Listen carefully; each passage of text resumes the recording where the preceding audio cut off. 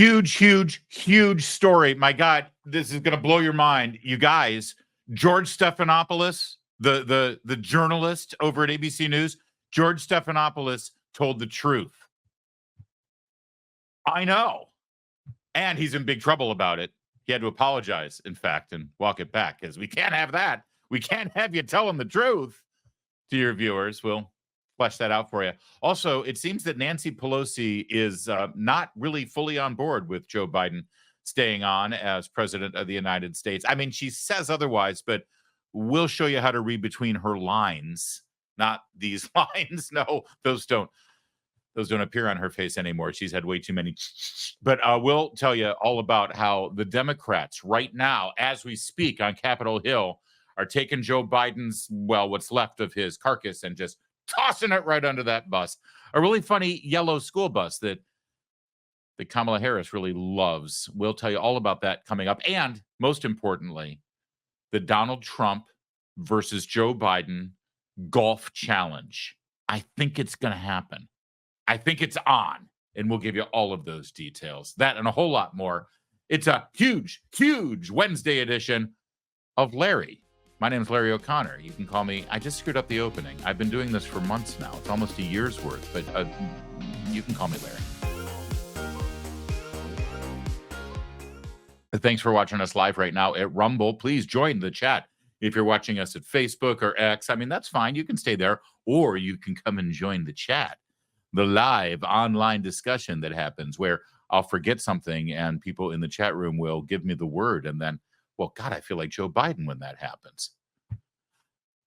If you're watching us after the fact, please like and subscribe. Give us the little thumbs up, hit the little bell or whatever the hell else you want to do to keep us going and keep us thriving, because we have an election to win this November and we're going to do this together.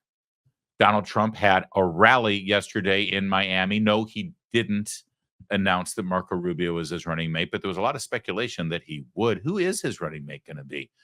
I think he might make the announcement this Friday. By the way, 4 years ago, strike that, 8 years ago, in 2016, it was the Friday before the convention when Donald Trump tweeted that it was going to be Mike Pence. Just letting you know. Time's a ticking. It's going to happen any day now. Who will it be? Will it be Marco Rubio, J.D. Vance? Will it be Doug Burgum? Will it be Glenn Youngkin? Will it be Tim Scott? Will it be nobody anybody's even thinking of? We don't know. We do know that there was not an announcement of a running mate yesterday, although Barron Trump was introduced to the national stage for the first time now that he's an adult. And man, he looked good, didn't he? I like that young man. And at the rally, Donald Trump did his thing. It was classic Trump.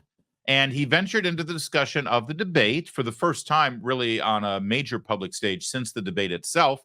And I think the thing that really stuck out to him was that exchange he had over their golf games. This is a big deal to Donald Trump.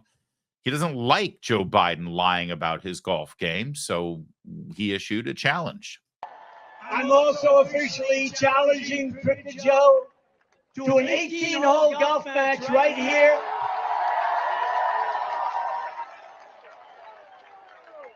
Underows Blue Monster, considered one of the greatest tournament golf courses anywhere in the world, one of the great courses of the world.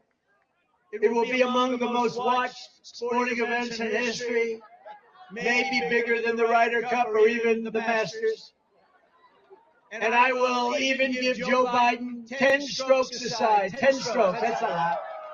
That means 20 strokes in case you don't play golf.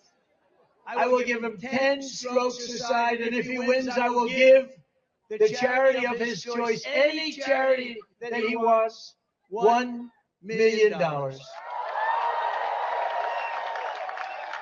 And I'll bet you he doesn't take the offer. I would bet he, because he's all talk. There's so much I love about this, not least of which that President Trump decided to use this moment not just to issue the golf challenge, but to promote his golf course, probably broadcast on multiple stations worldwide.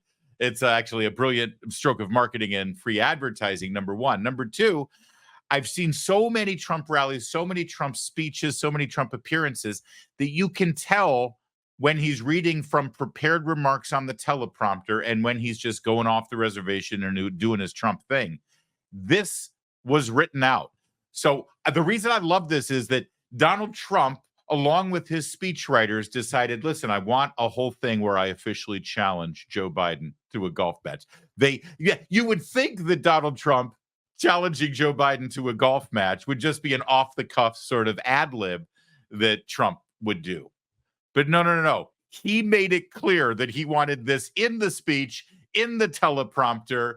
Let's lay it out there. We're doing this thing. He spots him 10 strokes.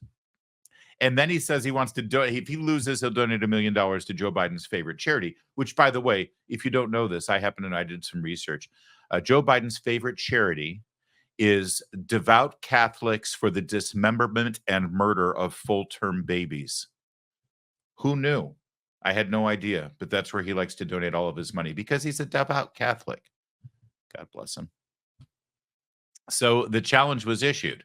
And of course, the Biden campaign responded in, well, exactly the way you would expect them to respond. Like humorless little weenie brains. Humorless little moronic, idiotic weenie brains. This is the guy. Listen, I'm not in favor of beating anybody up on the playground. But if you're going to beat anybody up on the playground, it's this guy. They put out an official statement on their stationery. Donald Trump hasn't been seen in public for 12 days now. He's invicting for 12 days. Now he's inviting fictional serial killers to dinner, teasing Lil Marco Rubio, praising Project 2025 architect Tom Homan, and challenging the president of the United States to golf. Seriously, these people, this is why people don't like them and why people do like Donald Trump.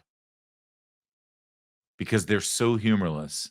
And so they're like the embodiment of a Karen. They're the embodiment of that person. It's like, actually, this is a very serious issue and you shouldn't be joking. That's who they are every single minute of the day. We challenged Donald Trump to create jobs, but he lost 3 million. We challenged Donald Trump to stand up to Putin, but he bent the knee to him. We challenged Donald Trump to follow the law, but he breaks it. We challenged Donald Trump to not destroy our country, but that's all his Project 2025 aims to do. Joe Biden doesn't have time for Donald Trump's weird antics. He's busy leading America and defending the free world.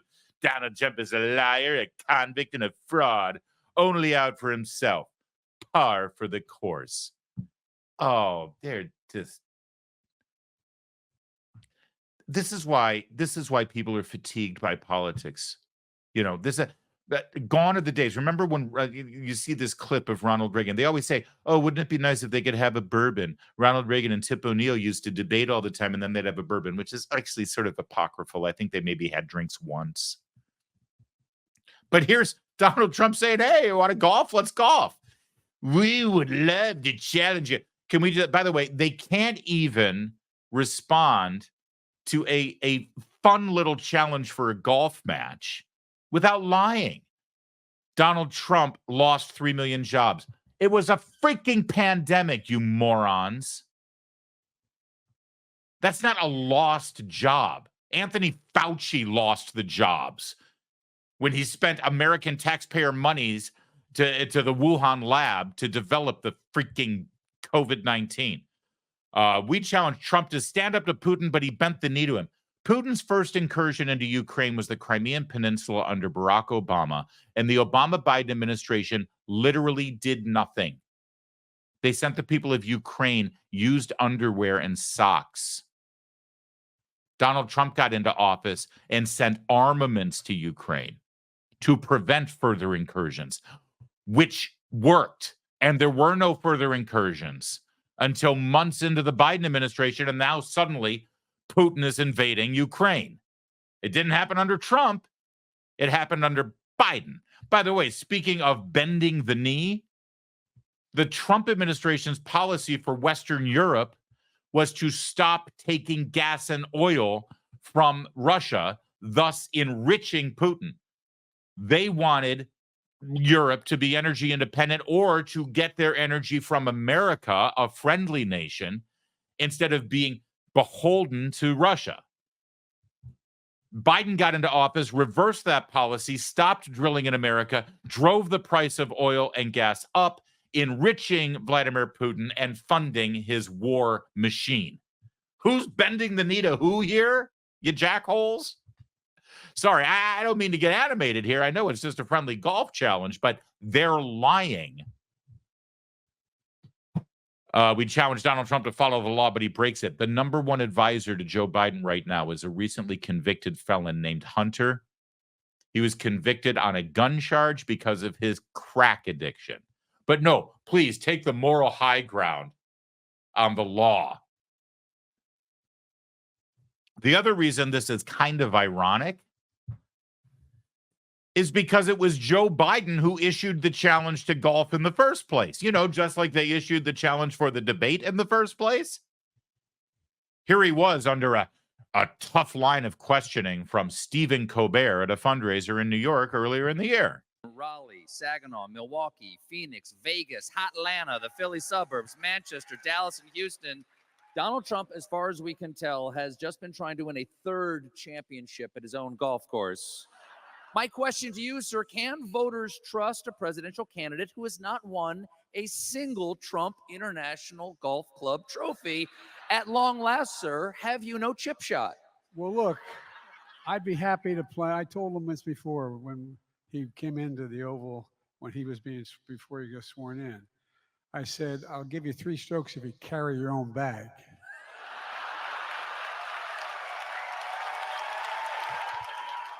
By the way, in retrospect, well, he's really lively there, isn't he? In retrospect, we know now that that question was probably prearranged with the Biden campaign. He knew it was coming. He already had his pre-written answer. For all we know, Stephen Colbert's writers helped him write the answer. But he was the one who challenged Trump. And now, we don't have time for your antics.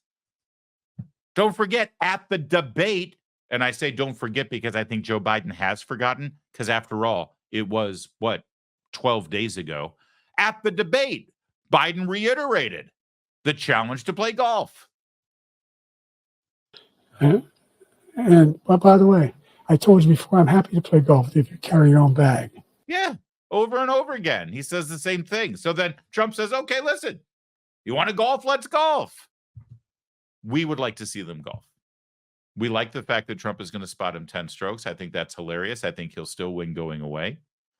And the fact that $1 million will go to Biden's favorite charity is beautiful. It's a wonderful thing. It's for the children, after all. Let's do it. Biden won't do it. Biden won't do it because he can't golf. He can't walk a straight line. He can't hold a golf club, let alone swing a golf club. Joe Biden is lying to you like he always does. And, you know, my dad used to tell me, when you lie about the little things, you know, like your golf game, it means you lie about the big things, you know, like taxes and spending and the law and climate change and foreign policy and Putin and hostages and Israel and, you know, all the things, all the big things. Speaking of the economy, can your savings weather an economic storm? Think about what you put away for the future right now. You know, inflation can render cash worthless. Real estate, come on, real estate can crash just like it did in 2008. Some people say that there are indications that another crash is right around the corner. Economies built on a mountain of debt can collapse like a house of cards. The fact is, there are very few physical assets you can invest in that can stand the test of time. Gold actually has withstood as a valued form of money for millennia. It's why people are flocking to it now and why Birch Gold is busier than ever. I love my friends at Birch Gold because they know about this little known tax loophole where Birch Gold lets you convert a retirement account into a tax sheltered IRA in physical gold, actual physical gold. And the best part is it doesn't cost you a penny out of pocket. So learn more about it by texting my name, Larry, to 989898. You'll claim your free info kit on gold. It's waiting for you right now. Just text Larry, Larry, to 989898 and secure your savings today. Well, yesterday it was finally Doocy time as Peter Doocy got to grill Karine Jean-Pierre and ask all of the questions that the other people in the room just sort of dance around. It hasn't been easy going for Karine Jean-Pierre lately. So it certainly wasn't going to be easy when finally Fox News's questioner got a chance to have a real back and forth over the president's condition and whether he is cognitively and physically capable of the office of President of the United States. Okay, Peter, I know we had our chat yesterday. Yes, thank you, So go Karine. ahead. Does President Biden commit to serving a full second term if reelected? Yes. Thank you. We know the president says that his health is fine, but it's just his brain, and that he's sharpest before He was joking, by the way. I just want to make sure that that's out there. And people, What's the joke? he was making a lighthearted joke as he was That he has speaking problems off. with his brain. He's speaking off the cuff and he was making a joke. You know the president, he likes to joke a lot. He's Okay. the same guy who says, "I know I look 40," right? So he likes That's to a make joke. jokes. It is a joke. Okay. I think people laugh when he says it. Well, he So it also is a said he's sharpest before 8 p.m. So say that the Pentagon at some point picks up an incoming nuke. It's 11 p.m. Who do you call? The First Lady? He has a team that lets him know of any news that is pertinent and important to the American people. He has someone or that is decided obviously with his National Security Council on who gets to tell him that news. So Kevin McCarthy just said that when he was the speaker, many times when we had meetings in the Oval Office, Jill was there as well. When the First Lady's in these meetings, is she making decisions or is she No. just advising the president? No, the president is the president of the United States. He makes decisions. Okay. Another family member. President Biden has told me before, he and his son don't have any business dealings together.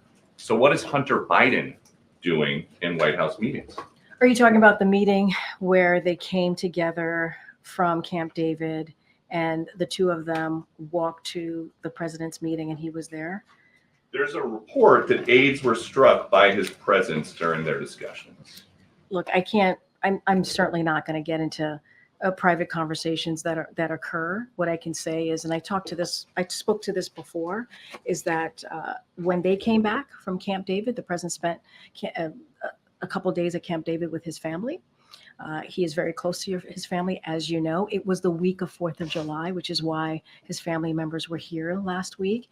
They walked together into the meeting. Can you say if Hunter Biden has access to classified information? No. And except for the classified documents that were kept in the garage next to the Camaro, the Corvette, of course. Let me just pause here for a second and just interject quickly because, as usual, this is what Karine Jean-Pierre is very good at. She is delivering facts that make it seem like she's answering the question and addressing the issue, but those facts are meant to deceive and deflect, right? The question was, why is Hunter Biden attending meetings? And she then said, oh, you mean they were seen walking together? And the answer is no. Actually, there are reports, as Peter Doocy just said, that aides were struck by his inclusion in meetings. And her response was, hey, it was July 4th week, and they're very close. It was July 4th week. That's true. And they're very close. That's true, too. But it doesn't answer the question. And it wasn't just any July 4th week.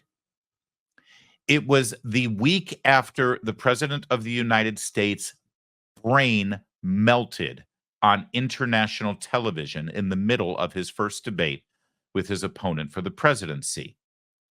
It was the July 4th week where there were calls all across the spectrum for the president to step down, not just off the ticket, but from the presidency itself. It was also, by the way, July 4th week preceding a NATO summit in Washington, D.C. She makes it sound like all week last week was just about picnics and fireworks and celebrating the 4th of July. Last week was the preparations for the NATO summit where foreign leaders would be coming to Washington, D.C. to hobnob and interact with the president, his staff, and presumably his son, who is in the business of giving favors, selling favors to foreign leaders and access to his father, now the president of the United States. It wasn't just 4th of July week. It was kind of an important week as they were doing damage control and trying to shore up the presidency itself. But again, this is what Karine Jean-Pierre does. Can you tell us why the president's son, Hunter, a recently convicted felon who is convicted for gun charges related to his crack addiction, can you tell us why he was attending meetings with the president of the United States and his staff? And her answer is, oh, well, it was 4th of July week. That's not really an answer. She delivers facts as if she's answering the question, but in fact, she's deflecting, which in fact turns out to be a lie. It's lying without lying. It's an impressive art. Are you guys just not, since February, testing President Biden for Parkinson's or for dementia? Because if he gets a bad result, it's all over that day. Again, as I've said many times before, the president has had a fulsome, comprehensive, what we shared with you was comprehensive, but he's had a full physical. We've shown the results of those physicals this past 3 years. We showed it just 4 months ago. And it is in line with what we have done, similar to President Obama, similar to George W. Bush.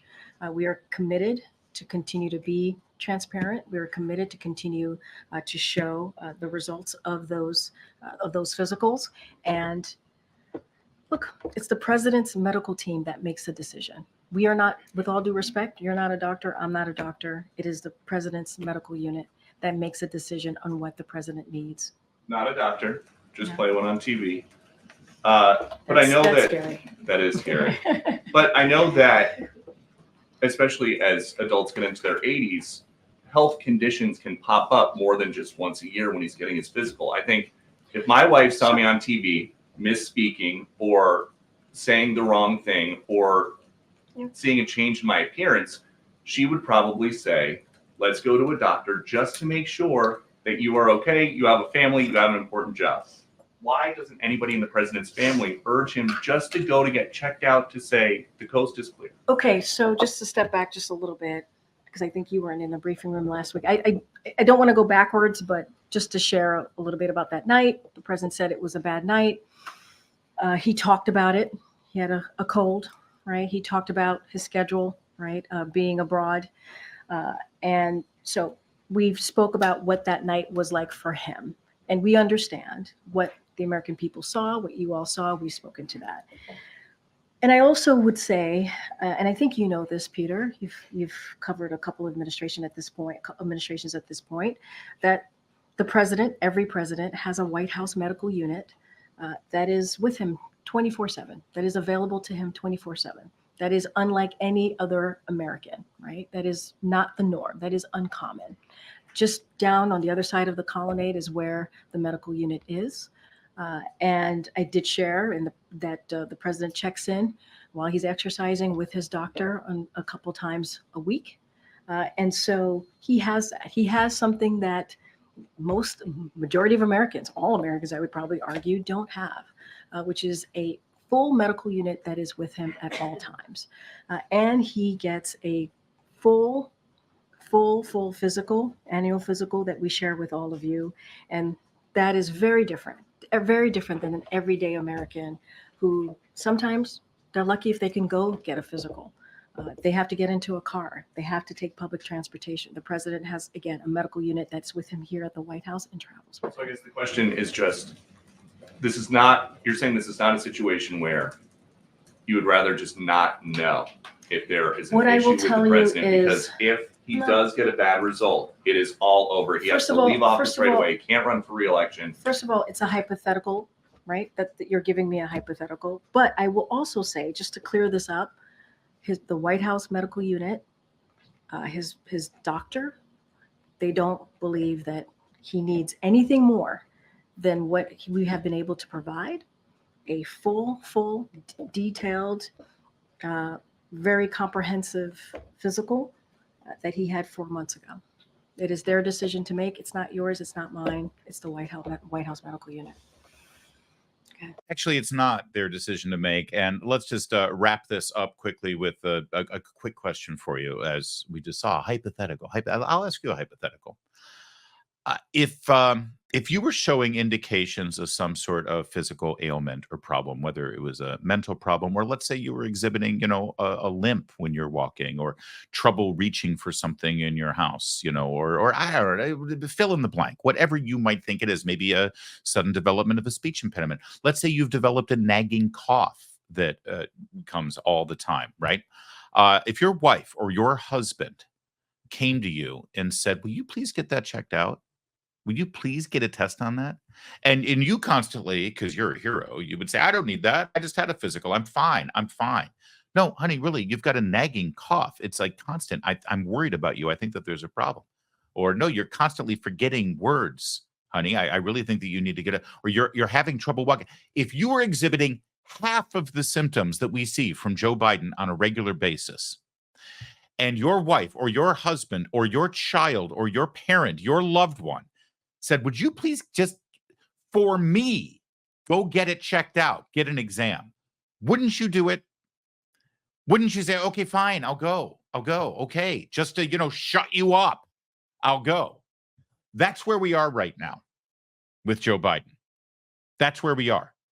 We're the American people. We're the nagging spouse. We see clearly that there's a problem here. And we're saying, why don't you get tested? And Karine Jean-Pierre and the entire infrastructure around President Biden continues to say it's not necessary. Don't worry about it. It's fine. Don't you think they owe it to us just to shut us up? To say, fine, you want a test, here's your test. But see, here's the problem. Even if they get the test now and they tell us everything's fine, no one's going to believe them. Because they lie. All they've been doing is lying and covering up. So even if they do this, they have spoiled any trust that they may have had with the American people. I'll show you proof. Because also in that press conference yesterday, Karine Jean-Pierre, she gave an answer that, well, I'll let you see it. And you can correct me if I'm wrong, but it didn't seem to explicitly describe the nature of Dr. Kennard's meeting with Dr. O'Connor. So can you say whether that one meeting was related to care for the president himself? I can say that it was not. It was. Okay, that's great. And can I just ask why that? So that was pretty straightforward. That was pretty simple, right? Can you just please clear this up?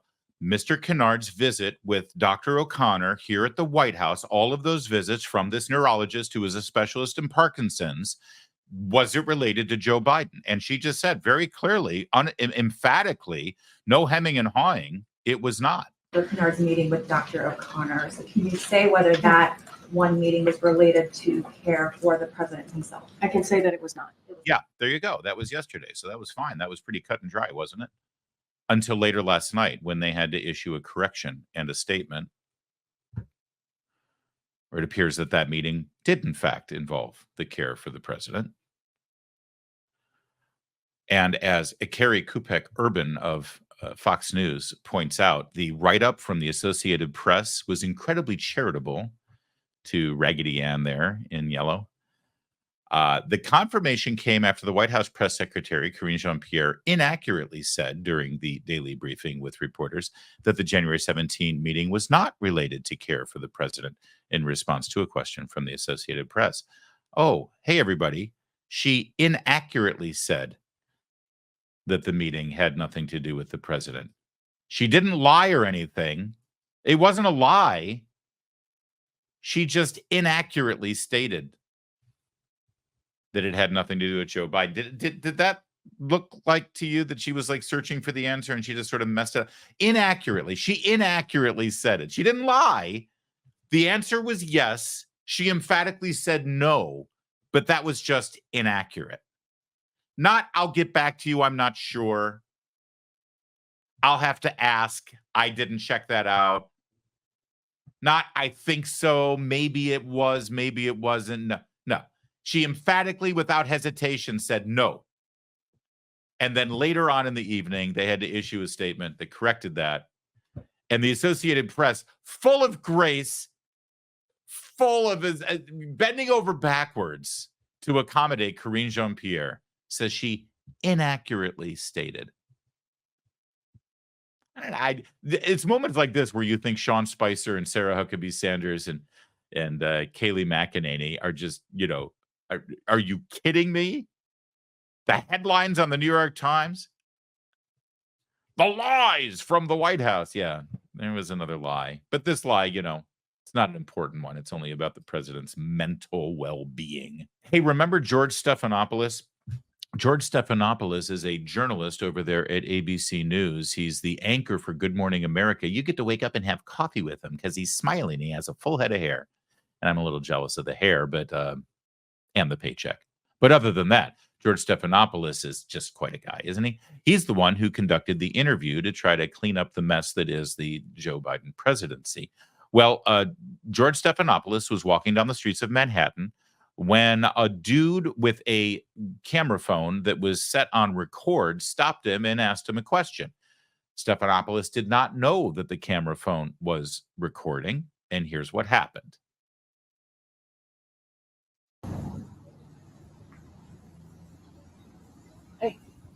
Hey, how you doing? Good. What do you think? Do you think Biden should step down? You talked to him more than anybody else have lately, and you could be honest. You don't think he can serve 4 more years? All right, that's an answer. There you go.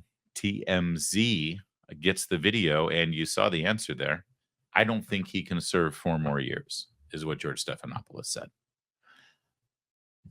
He told the truth. He delivered his opinion. And it's a pretty well-informed opinion, as the TMZ dude just sorted out there, because he's probably spent more time with Joe Biden outside of the Biden family and inner White House staff than any living human being in the last 10 days. And George Stephanopolous, based on his personal assessment of Joe Biden's mental and physical health, thinks that Joe Biden cannot serve 4 more years. George Stephanopolous told the truth, and he got into big trouble. You see, over at ABC News, they don't like their journalists telling the truth. They don't like them actually delivering facts or their opinion on things. I mean, when that opinion harms Democrats. See, because ABC News, as we know from the hiring and promotion of George Stephanopolous, as well as the production of The View every single day, ABC News is not in the business of delivering news. ABC News is in the business of helping prop up the Democratic Party and the liberal apparatchik machine that keeps Disney, the owner of ABC News, very wealthy.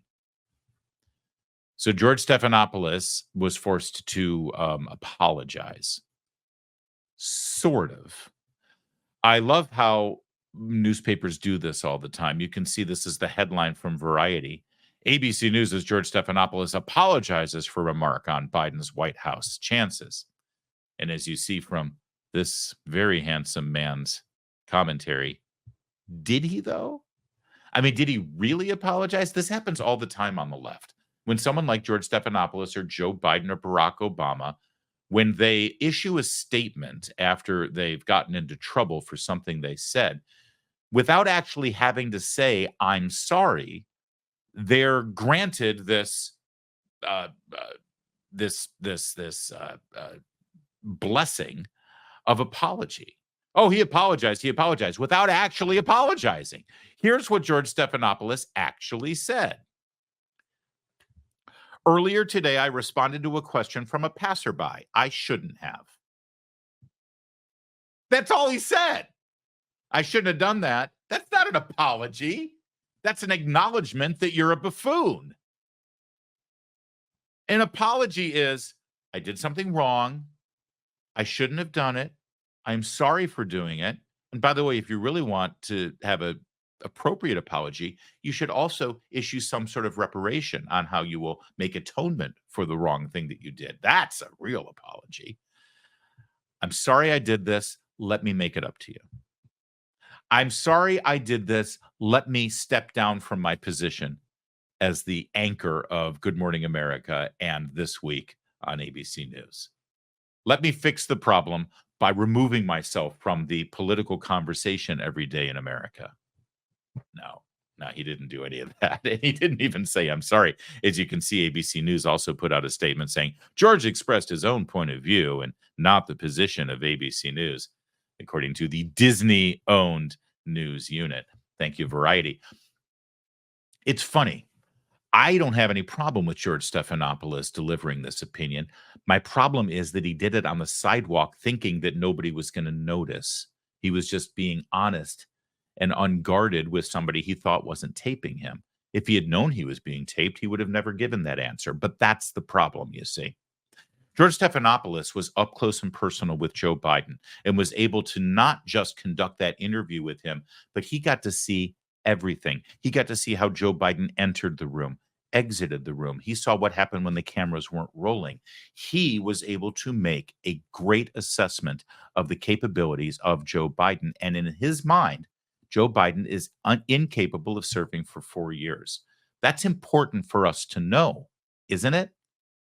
You see, the difference between what we do here and some of the other news and opinion media that you probably love to consume is that we don't try to lie to you. We don't try to tell you that we're impartial and we don't have an opinion on that. We're just here to deliver facts. No, of course, we're human beings. We're not robots.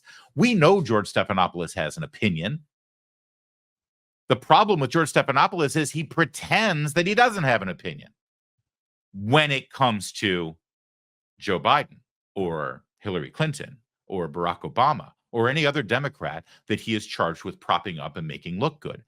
But boy, he can't hold back when it comes to having an opinion when it hurts Donald Trump or hurts Republicans or hurts conservatives. There he has free reign. But he'll still say he's not expressing an opinion. He'll just say, oh, no, listen, climate change is real. That's just a fact. That's not an opinion. Or Democrats don't want to kill babies in the womb right up until the moment of birth. I'm not expressing an opinion. That's not a political statement. That's just the fact. See, he lies and expresses opinions.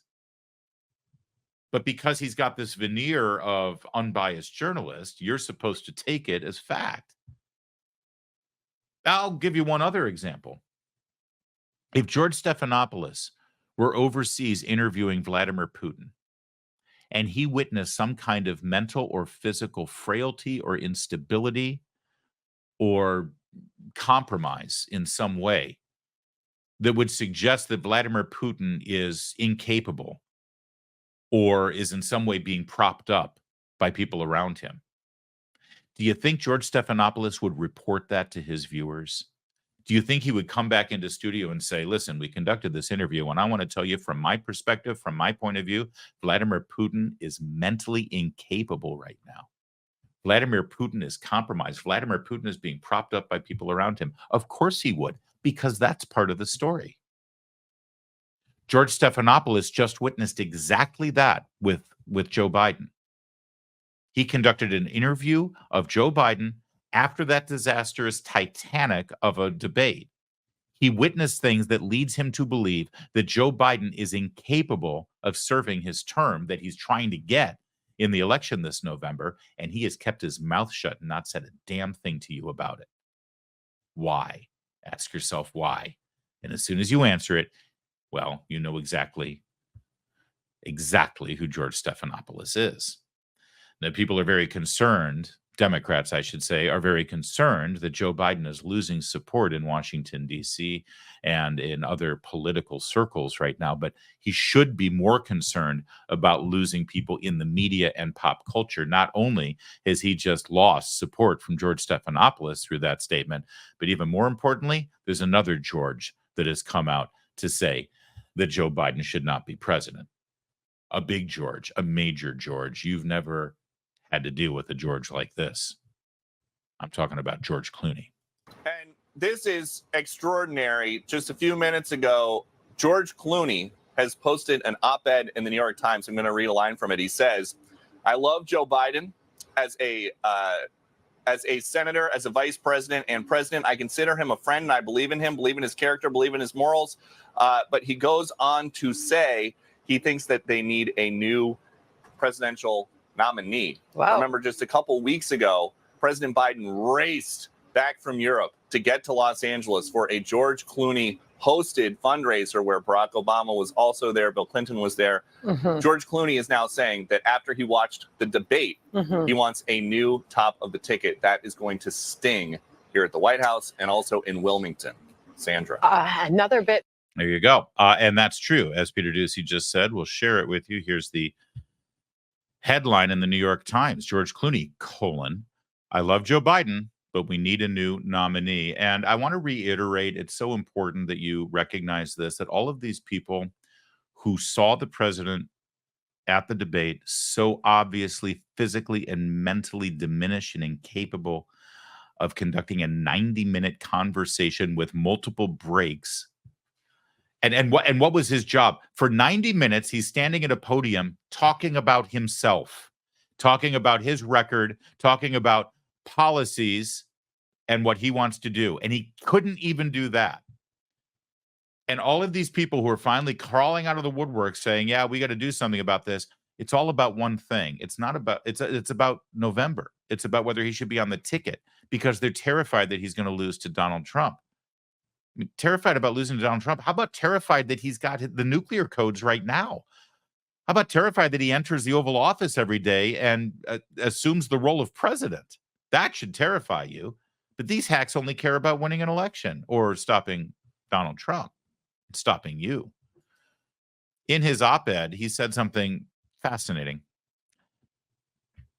As you just heard from Peter Doocy, George Clooney hosted that fundraiser in Los Angeles, and he said, the Joe Biden I was with 3 weeks ago at the fundraiser was not the Joe big effing deal Biden of 2010. He wasn't even the Joe Biden of 2020. He was the same man we all witnessed at the debate. In other words, George Clooney saw 3 weeks ago at the fundraiser in Los Angeles exactly what we saw 2 weeks ago at the debate.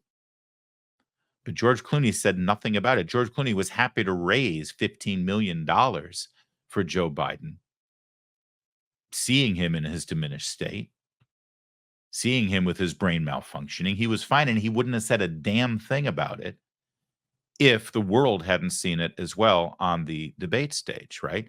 Now, you remember this fundraiser. There he is being held up by Julia Roberts, by the way, and George Clooney. There's Barack Obama. You remember this fundraiser, don't you? If you're having trouble remembering, let me remind you with this video. This was the moment at the fundraiser when somebody out in the audience took video of the very end as Joe Biden was, waving to the crowd. And then you'll remember he freezes right there. He's frozen. He's rigid. He can't move. Obama notices it, pulls him by the hand, and then leads him off stage. You remember this, don't you? You must remember that. Now, that was the fundraiser that George Clooney was at. That is the fundraiser that George Clooney now says, quoting, the Joe Biden I was with 3 weeks ago at the fundraiser was not the Joe big effing deal Biden of 2010, and he wasn't even the Joe Biden of 2020. He was the same man we all witnessed at the debate. And there he is, frozen on stage with Barack Obama snapping him out of it and leading him off stage. Now, I bring this up because when we presented this video to you, the day after it happened, we were accused by the White House and by the New York Times and by the Washington Post and by CNN, Jake Tapper, and MSNBC and Rachel Maddow, and by all of the networks. We were accused of presenting to you a cheap fake. We were accused of manipulating the truth. We were accused of presenting this video to you, telling you that clearly the president, there's something wrong with him mentally and physically.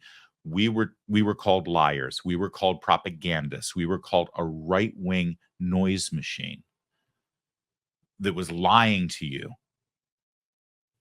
And yet George Clooney, an artist, an actor, a truth teller, George Clooney knew. He was there. And he allowed all of us to be slandered. Where was George Clooney stepping up and saying, listen, I may not like conservative media, but they're not lying. There's something wrong with Joe Biden. I saw it myself. No, nowhere to be seen. But it was George Clooney, the man who hosted that fundraiser and raised $15 million for Joe Biden, seeing him in his diminished state, who kept his mouth shut and waited until now, 12 days after the debate, to finally say, yeah, he's got to go. And why does he have to go? Not because he's a danger to our country, a danger to our troops, a liability conducting world affairs. He's hosting a NATO summit right now. No, none of that matters. The reason George Clooney says Joe Biden's got to go is because he's afraid of Donald Trump winning in November. No matter how much you hate the elites in the media like George Stephanopolous or the elites in Hollywood like George Clooney, no matter how much you hate them, it's not nearly enough. Not even close to enough. I've been calling this a cover-up. I've been calling this a major cover-up for days now, because that's the only way to describe what the White House and the Biden family and the media have engaged in for years and years and years. Again, we have seen with our own eyes exactly what is going on with Joe Biden. Mentally, physically, we have seen it. We have heard it. And what were we told 4 years ago when they had to keep him in the basement for his campaign? When they had to drag his carcass over the finish line because, God forbid, Donald Trump win a second term? What were we told? It's a stutter, guys. It's just a stutter. And then just a couple of months ago, when Robert Hur, the special counsel investigating Joe Biden's illegal use and handling of classified documents, put out his statement that said, yeah, he broke the law, but we're not going to bring charges against him because a jury would never convict him, considering the fact he can't even remember when his son died, let alone any other facts. He is so mentally incapable of defending himself in a court of law that we will not charge him with breaking the law. We pointed that out. We talked about it. We said this is devastating. And what happened? What happened? Every single major Democrat, every single major media figure, and every employee of the White House, including Kamala Harris, the vice president, all said that Robert Hur was lying. That Robert Hur, remember Joe Scarborough? This is malpractice. I can't believe that he did this. Is outrageous, right? They all said that behind closed doors, Joe Biden is sharp as a tack. They all kept saying the same thing. He's sharp as a tack. I've never seen him. He's at the top of his game. Take a quick look at this montage that was put together of these Democrats, every single one of them engaged in the cover-up. Watch. President Biden is absolutely fit. He has knowledge of the issues. He has strategic thinking about legislating, all in the head. I have spoken with the president. He is fully coherent. He is on top of detail. He's sharp. He's fit.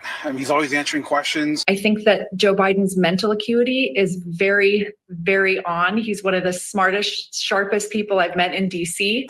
There's no doubt in my mind that the president is mentally fit for office. Joe Biden rightly says that he has grown very wise in his many decades in public office. As it stands today, you believe that President Biden is clear, candid, and convincing? 100%. Joe Biden needs to be allowed to be Joe Biden. He is energizing. He cares about issues. He's Joe Biden. And Joe Biden, there's nobody better than Joe Biden. We see Joe Biden up close. We know how attuned he is to the issues, how informed he is. And I debate with him about legislation, and not debate, but discuss it with him. He's right there. I strongly support President Biden. He has an incredible track record of success and accomplishments. He puts many of us to shame with his energy.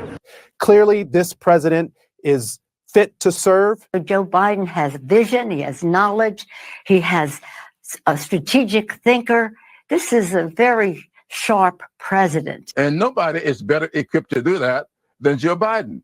has the experience. He has the wisdom. He has the demeanor. I was in Israel on October 7th, as you know, and President Biden was nice enough to call me.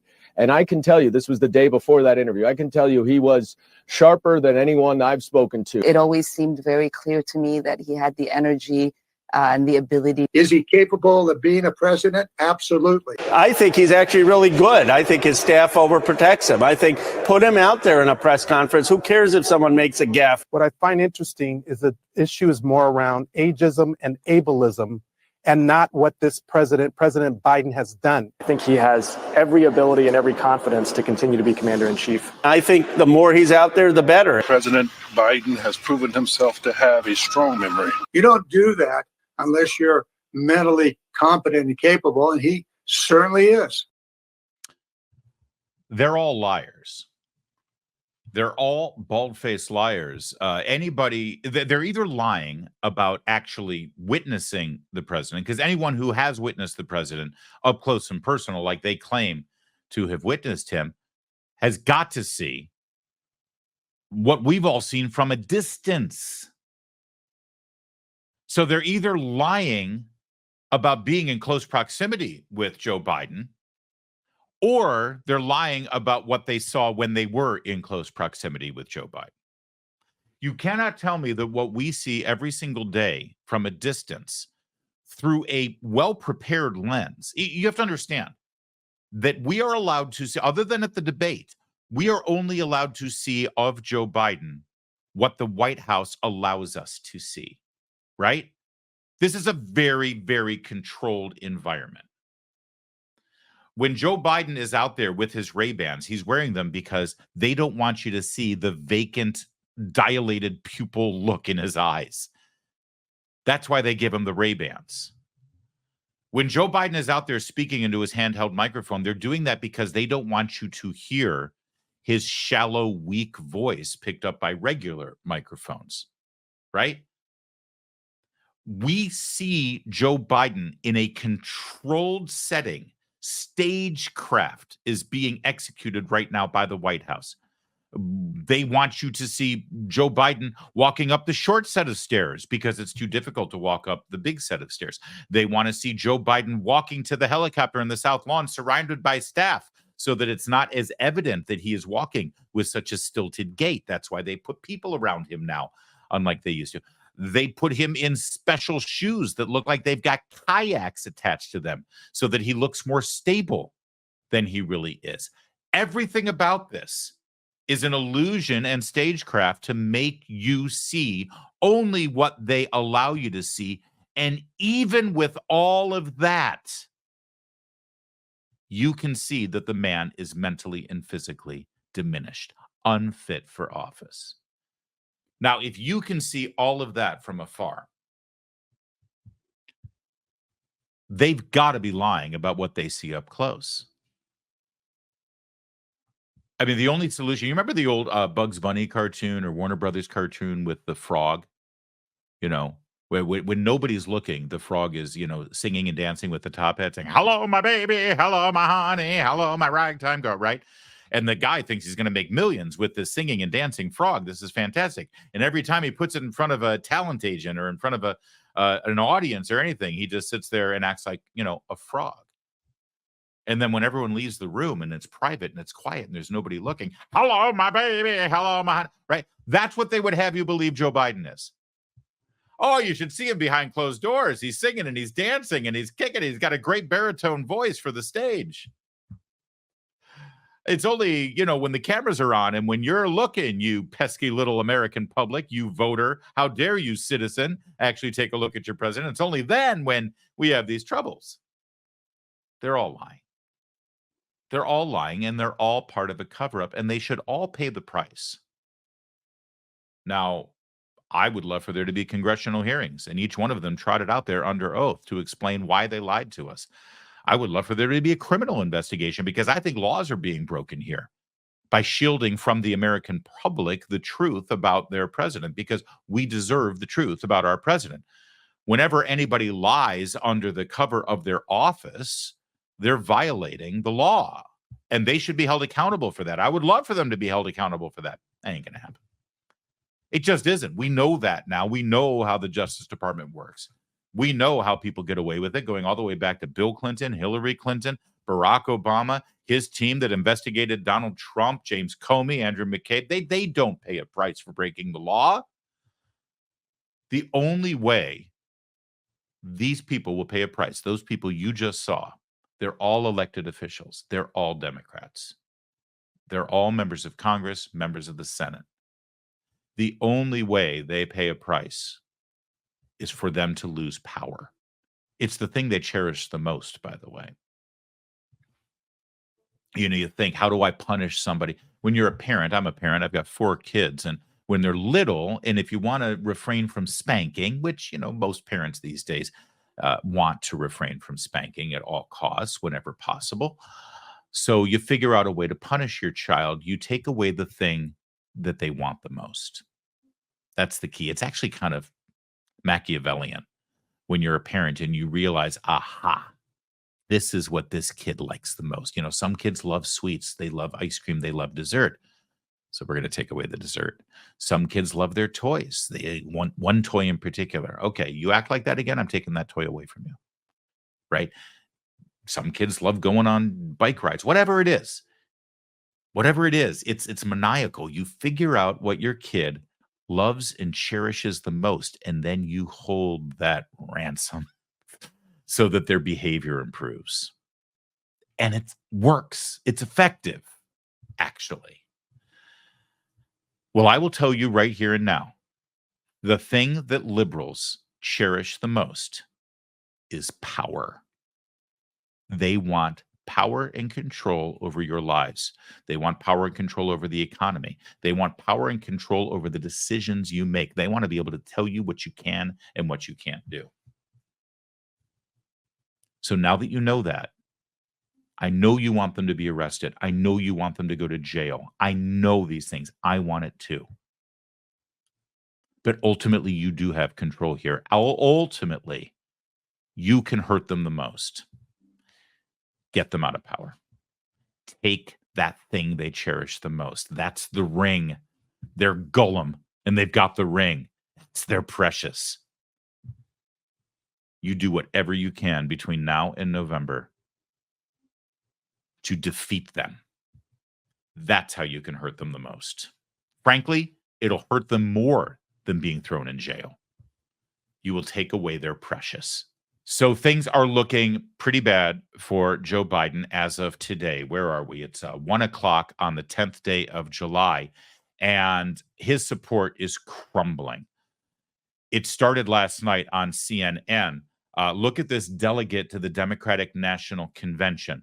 Now, he's going to be one of the people assembling in Chicago, and they're going to have to vote on a ballot as to whether Joe Biden is going to be the nominee. Let's be clear here. He's not locked in as the nominee. Anything can happen at a convention. And he's one of the guys, this guy right here, who has to vote on whether they go forward with him, with Biden on the ballot. Watch. Yes. So, essentially, if Biden ends up running, potentially the Democrats could lose the Senate, the House, and the White House. And it's going to be a bloodbath. The blue states that we have held for many decades might potentially turn red. Trump is doing well when he runs against Biden in those states. And then the swing states, the battleground states, they are looking terrible. So at this point, all the polling indicates that Trump is going to win. So we need to send the best and the brightest out there to run against Trump. He's beatable, but we need to send somebody who's got the energy of a commander-in-chief. Here in Silicon Valley, we have had great leaders, and companies thrive because of good leaders. At this point, it's debatable if Biden can lead our nation. Carrying the nuclear football is a huge deal, and we're not sure right now if Biden is going to be able to do his job. Yes, that's going to leave a mark, and it can. And by the way, one common thread in all of these clips I'm about to show you of prominent Democrats seemingly crumbling in their support for Joe Biden, They all have one thing in common, these statements. They act like Joe Biden hasn't already come out for the last 12 days, every single day, and unequivocally said, I'm not going anywhere. It's a remarkable thing. They're acting like, well, if he continues. What do you mean, if he continues? He said he's not going anywhere, dude. That I love also the ones you're about to see them where they say, well, we just have to give Joe Biden time to make up his mind. Whatever he decides, we'll do what he wants. He's decided already. But they keep acting like, yeah, maybe not. Here, also on CNN last night, Democrat senator stepping forward. Dana Bash reported that you, Senator John Tester, and Senator Sherrod Brown all said during that lunch that you don't think President Biden can win in 2024. Is that true? Well, it's true that I said that. And I did say that behind closed doors. And you guys and others asked whether I had said it. And that is what I said. So I figured I should come here and say it publicly. Why do you think he can't win in November? I just think this race is on a trajectory that is very worrisome if you care about the future of this country. Joe Biden was 9 points up at this time. The last time he was running, Hillary Clinton was 5 points up. This is the first time in more than 20 years that a Republican president has been up in this part of the campaign. Donald Trump is on track, I think, to win this election and maybe win it by a landslide and take with him the Senate and the House. So for me, this isn't a question about polling. It's not a question about politics. It's a moral question about the future of our country. And I think it's critically important for us to come to grips with what we face if together we put this country on the path of electing Donald Trump again. So you're worried that your party is not just going to lose the White House if Joe Biden is at the top of the ticket, but that you're also going to lose both chambers of Congress? I think that we could lose the whole thing. And it's staggering to me. We could lose the whole thing, says Senator Bennett of Colorado. By the way, again, I point out, none of them are worried about the day-to-day functioning of our federal government and who's actually running things in the White House and who's making decisions while we're having a NATO summit, by the way, and while men and women in the military are engaged overseas and in harm's way. Nobody's raising that as an issue. No, the real question is, can he beat Donald Trump? And if he can't, he's got to go. Boy, they love putting the country first, don't they? Nah, not really. No, they don't. Anyway, this morning on Morning Joe, we had another prominent. Good God, you can't do that to me, Kevin. Give me a warning next time. What is that? Oh, that's Nancy Pelosi. Well, they brought out Nancy Pelosi to throw her support to Joe Biden. She has been unwavering in her support for Joe Biden. Now, I recognize she's not in leadership anymore. She's just one among 217 congressmen there for the Democrats, 216.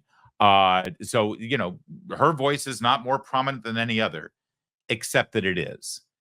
Except that actually she probably has more clout than anyone in that chamber, despite the fact that she's no longer the leader of the caucus. Here's what Nancy Pelosi had to say, throwing her support, her unwavering, unconditional, 1,000% in his corner support for Joe Biden. Take it away, Nan. So, Madam Speaker, you just went through the president's record, but let me ask you about the current moment. Does he have your support to be the head of the Democratic ticket? As long as the president it's up to the president to decide if he is going to run. We're all encouraging him to make that decision because time is running short.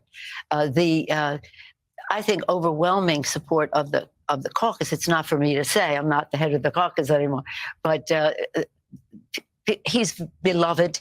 He is respected, and people want him to make that decision. Not me. He has said he has made the decision. He has said firmly this week he is going to run. Do you want him to run? I want him to do whatever he decides to do, and that's the way it is. Whatever he decides, we go with. I think it's really important, and I would hope everyone would join in to let him deal with this NATO conference. This is a very big deal. Over 30 heads of state are here. He is the host of it, and that means not just hosting, it means orchestrating the discussion and setting the agenda, and he's doing so magnificently. And I've said to everyone, let's just hold off. Whatever you're thinking, either tell somebody privately, but you don't have to put that out on the table until we see how we go this week. Well, happen. That didn't go well. If you're Joe Biden, you gotta be like, wait, Nancy, I thought you were gonna help me. Can we just break this down a little bit? Also, what's going on? Why is she showing bra strap? This is disturbing on many levels. Also, are we wearing the same shirt? Should I rethink wearing lilac? I thought this was a nice shade. She does look different, El Capitan Beefheart. I don't think it's a facelift. No, I think that somebody's doing her makeup differently. The eyes definitely look different. She could have had work done, I suppose.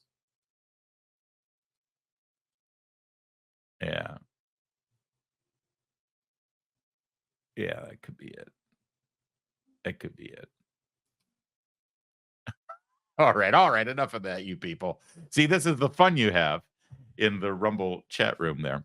All right, let's break this down, shall we? Because this is gold. This is so precious. This is quite possibly, of all the clips we played today, my favorite, and that's saying something. So, Madam Speaker, you just went through the president's record, but let me ask you about the current moment. Does he have your support to be the head of the Democratic ticket? As long as the president it's up to the president to decide if he is going to run. I couldn't have said it better myself. It's up to the president to decide. Why do we have octogenarians running our country? I mean, I don't mean to be an ageist or anything, but could we get somebody born in the 60s or 70s? Just one person? Can we get one person who was born after we landed on the moon to be in some position of power anywhere? Is anyone else terrified? It's up to the president to decide. And by the way, the question was so simple. Do you have his support? Only if the president decides that he wants to be there. That's not the question. We're all encouraging him to make that decision. He's already made the decision. I want to reiterate, every single day for the last 12 days since the debate, Joe Biden has come out and said, I'm not going anywhere. I'm the nominee. No one. You want to challenge me? Come and challenge me at the convention. Well, Madam Speaker, do you agree with that? Well, I just want the president to go through the decision-making process, and whatever he decides, he's already decided. What are we talking about here? Because time is running short. I think overwhelming support of the caucus. It's not for me to say. I'm not the head of the caucus anymore. But he's beloved. He is respected, and people want him to make that decision. By the way, as much of a disaster as she is right now, I think it's important to point out she's older than Joe Biden, by the way, that she's still got it more together than Joe does. I mean, she is a disaster, don't get me wrong, and she can't speak, and she's having trouble following a train of thought, and she doesn't know what time it is or what day it is for that matter. Still more with it than the president of the United States and the commander-in-chief. It's always an important contrast when you see other people who are of his generation who can actually, make a sentence and walk a straight line. But she's still a disaster. Don't get me wrong. He has said he has made the decision. He has said firmly this week he is going to run. Do you want him to run? I want him to do whatever he decides to do. He's already decided. He just said he already decided. Now, she's not stupid. So what is she really doing here?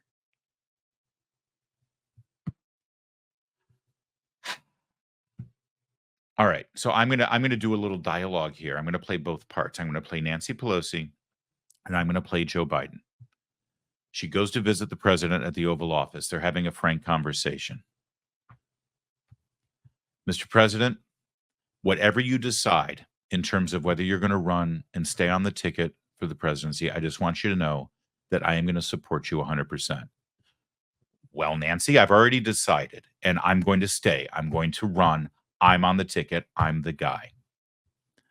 Okay, so whatever you decide, I'm going to support you. But I'm giving you room to make your decision. And I know whatever decision you make is going to be the right decision.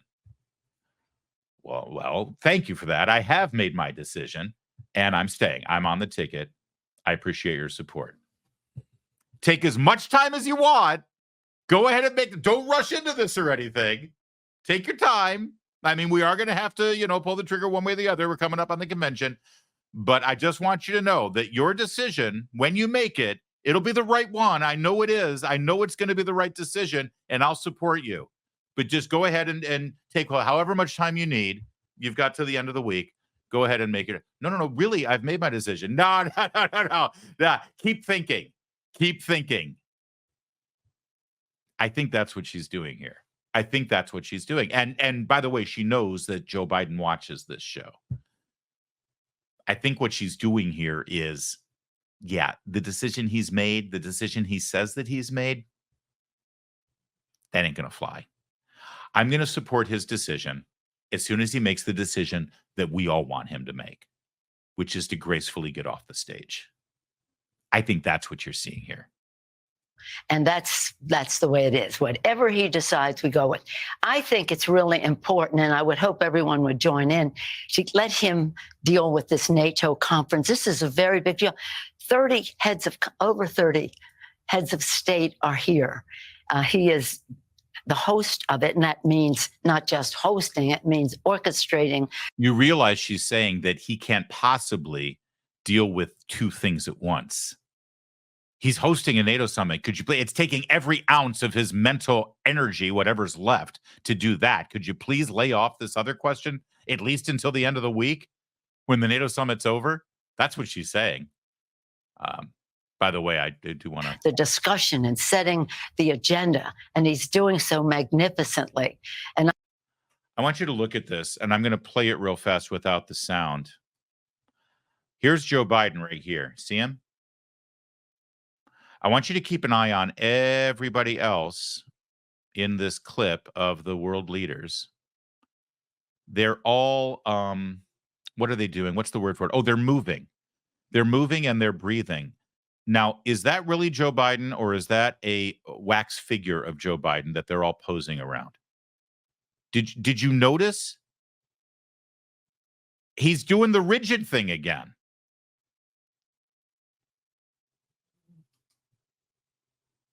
Look at him. It's a cardboard cutout. It's a mannequin. And we're supposed to feel better. We're all supposed to feel better. Anyway, Nancy says one more thing noteworthy. Thinking, either tell somebody privately, but you don't have to put that out on. Hold off. Whatever you're thinking, either tell somebody privately, but you don't have to put that out on the table until we see how we go this week. Yeah. So that message was for other Democrats, where she was saying, whatever your opinion is, whatever you're saying, keep it private.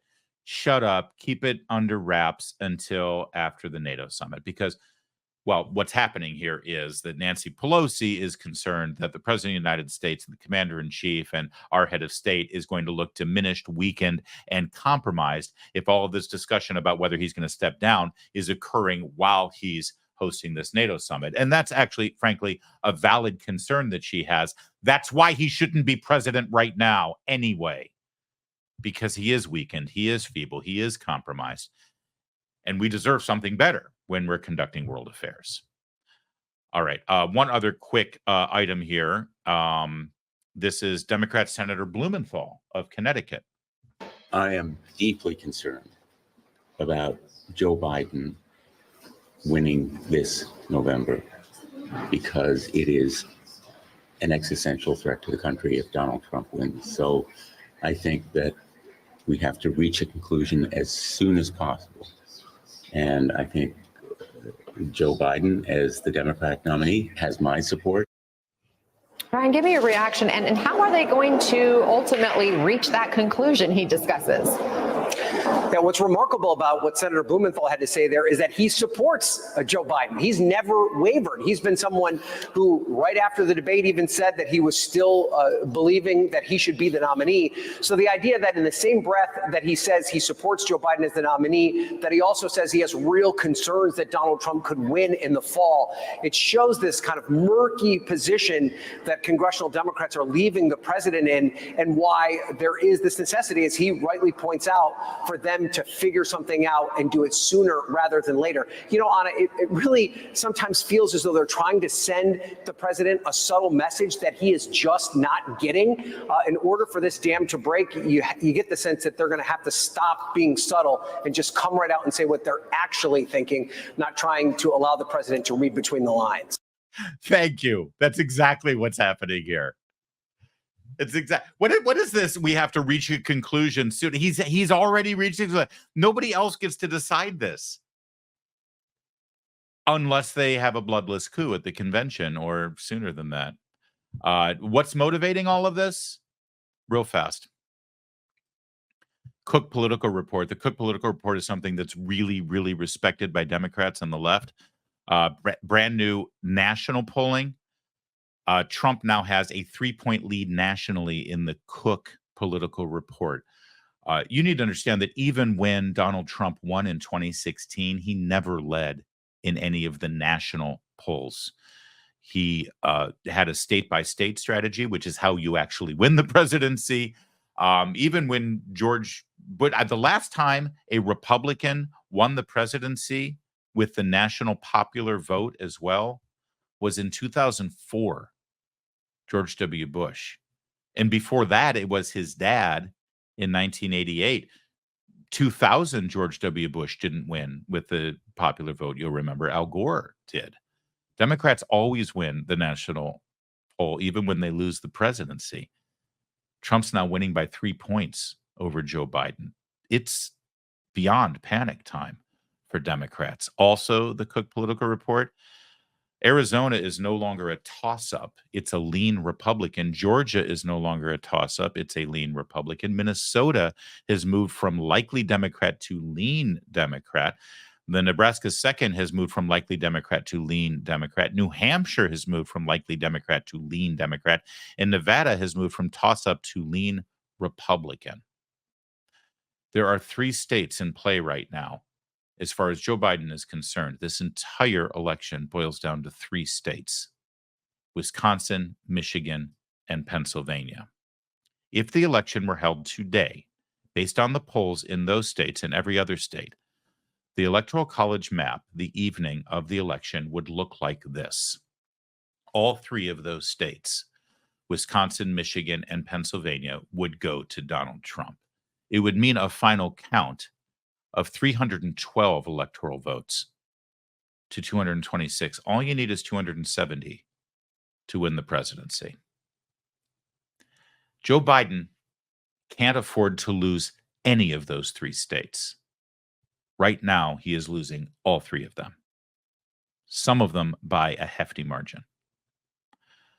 You add to the fact that Nevada has now moved over to the Republican column, and Georgia is there locked in as well, as is Arizona. And now, based on these other leans, they've got Minnesota. He's going to have to fight on Minnesota. He's going to have to fight in Virginia. He's going to have to fight in New Hampshire. If you're a politician trying to win the presidency, you're trying to make your guy defend states that they haven't had to defend before. Virginia hasn't been in place since 2004. Now, 20 years later, they've got to fight for Virginia. This is why you're seeing Blumenthal and Pelosi and Bennett and these other Democrats stepping out and saying, yeah, we're going to respect whatever the president decides, even though the president's already decided. He's losing his support. And I think that the one key thing that Nancy Pelosi said here that you can take to the bank is that as long as the summit's going on in D.C., they're going to try as best as they can to tamp this down. But as soon as all of those carbon spewing jets fly back to Europe, it's going to be, what's the word? Bloodbath. That's what it's going to be. I'll stick with my prediction that I gave you earlier in the week. As of Friday or Saturday, Donald Trump is probably going to announce his running mate that will launch them into Wisconsin, into Milwaukee for their big convention. It's going to be a 10-day blitz of Republican Trump running mate news cycle that will be very positive and very upbeat and very good for the Republican ticket. If I'm a Democrat, if I'm Joe Biden, it is at that time, during that news cycle, that I try to disrupt things by giving the media something else to talk about. And that something else will be Joe Biden's decision that I think has already been made. That's it for today. We're all out of time. Until next time, we'll see you. My name's Larry O'Connor. You can call me Larry.